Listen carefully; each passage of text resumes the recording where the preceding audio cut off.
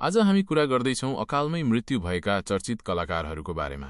सबैभन्दा सानो उमेरमा निधन भएको थियो सचिन परियारको। सचिन परियार एक चर्चित भाइरल बाल कलाकार हुन् जसले सामाजिक सञ्जाल मार्फत धेरैको मन जितेका थिए। उनी बाल्यकालमै भाइरल भई विभिन्न युट्युब च्यानल र कार्यक्रमहरूमा देखिन्थे, तर उनको 1 वर्ष अघि सानै उमेरमा निधन भयो।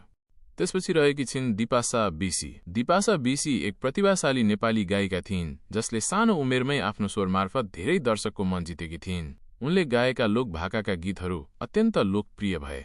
उनको मासूम आवाज र आत्मविश्वासले उनलाई छोटो समयमा व्यापक चर्चा दिलाएको थियो। दुर्भाग्यवश उनको अल्प आयुमा नै निधन भयो। त्यसपछि रहेका छन् चर्चित नायक शाहरुख ताम्राकार। शाहरुख ताम्राकार एक नेपाली मोडल तथा कलाकार हुन् जो आफ्नी प्रेमिकाको कारण केही वर्ष अगाडि आत्महत्या गरेर निधन भएको थियो। त्यसपछि रहेका छन् अनिल अधिकारी, जसलाई सबैले यमबुद्धको नामले चिन्थे। नेपाली हिपहप संगीतका एक अग्रणी र्यापर थिए। उनले साथी, आमा, यो प्रसङ्ग जस्ता गीत मार्फत नेपाली युवाहरूको मन जितेका थिए। यमबुद्धले नेपाली र्यापलाई अन्तर्राष्ट्रिय स्तरमा चिनाउन प्रयास गरे। उनले सिर्जना गरेका गीतहरूमा सामाजिक सन्देश र यथार्थ झल्किन्थ्यो। सन् 2017मा लन्डन स्थित आफ्नै निवासमा उनले आत्महत्या गरे भन्ने पुष्टि भएको थियो। त्यसपछि रहेका छन् श्रीकृष्ण श्रेष्ठ। नेपाली फिल्म उद्योगका एक अत्यन्तै लोकप्रिय अभिनेता थिए।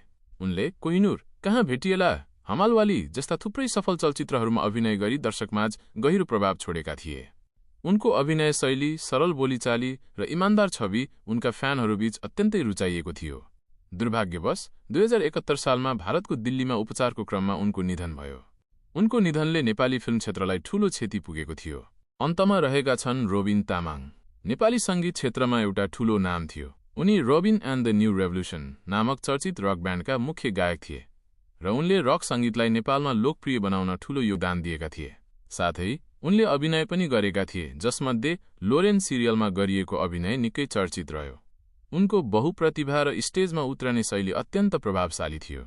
सन् 2023मा हृदयाघातका कारण उनको निधन भयो।